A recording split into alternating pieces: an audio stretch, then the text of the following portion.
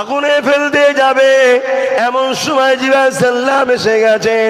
ও হযরত ইব্রাহিম, বিশাল আগুন জ্বলছে, আপনাকে ওখানে ফেলা হবে।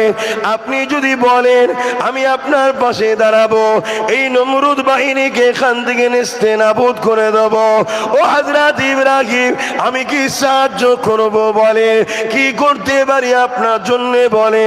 আব্বা জান হযরত ইব্রাহিম আলাইহিস সালাম কি বলেছিলেন, এ হযরত জিবরাইল, আপনি এখান থেকে চলে যান, আমাকে পরীক্ষার সময় ডিস্টার্ব করবেন না। আমার আল্লাহ আমাকে পরীক্ষা নিতে লেগেছে। ইব্রাহিম আমাকে কত ভালোবাসে, আমাকে কত প্যার করে।